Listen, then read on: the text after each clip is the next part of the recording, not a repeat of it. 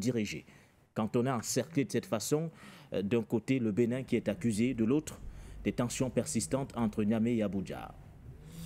D'abord, nous constatons que cette persistante va dans le sens d'être toujours sous ses gardes. Oui. Parce que ce n'est pas parce que ça va apporter un démenti que nous le prenons pour argent comptant et baissons la garde.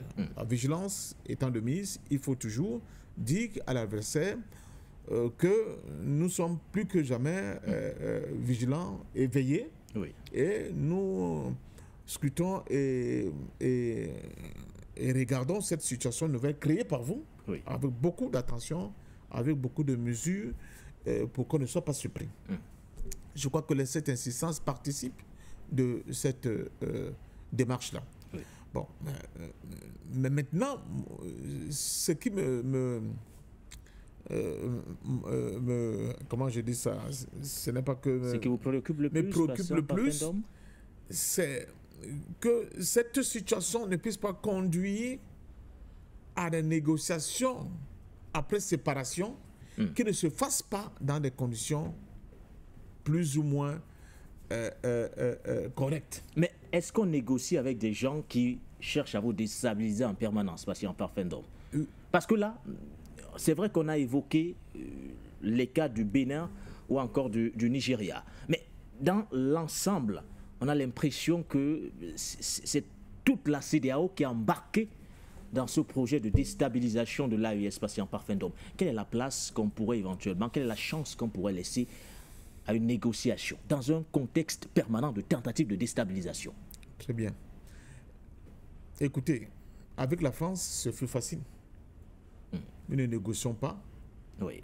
Vous êtes loin. Nous n'avons rien qui nous lie. Donc, rentrez chez vous, French go home, et c'était facile.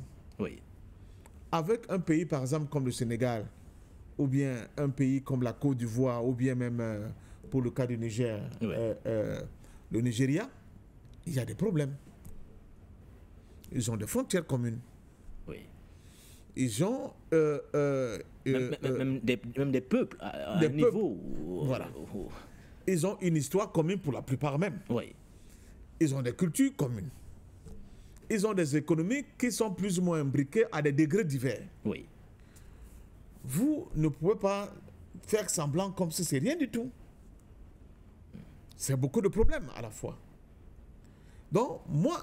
Donc, c'est facile de dire à la France de partir, oui, contrairement aux autres, qui sont frontaliers, avec qui vous partagez une histoire commune, avec qui vous partagez des frontières communes, du moins un espace commun, patient Parfendom.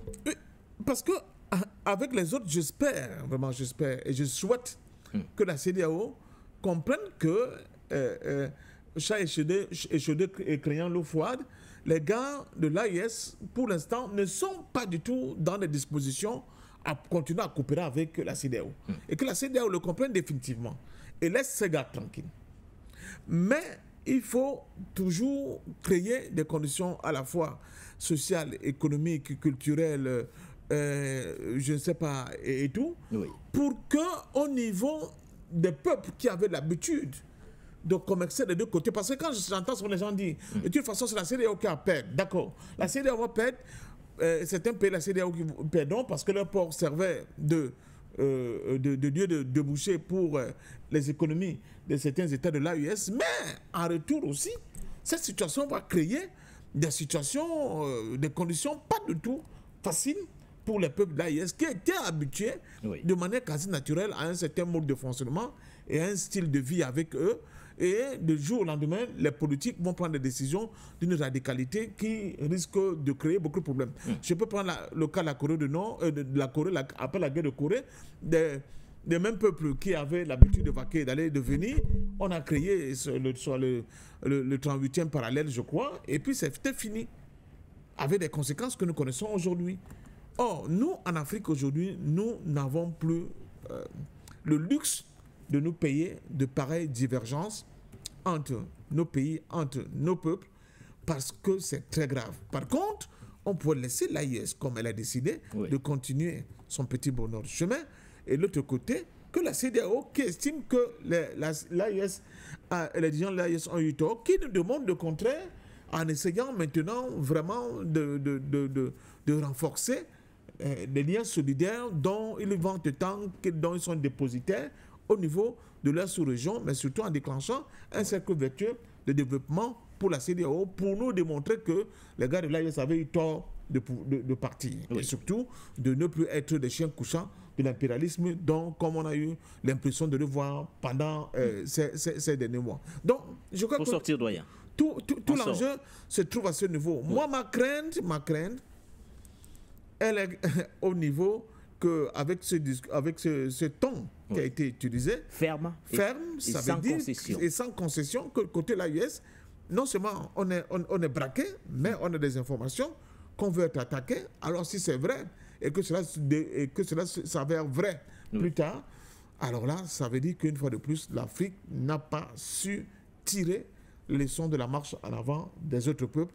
Ça va être une grosse trahison pour l'ensemble des peuples africains qui espèrent beaucoup plus de stabilité pour tenter de faire redécoller leur économie et surtout de enfin gagner leur souveraineté.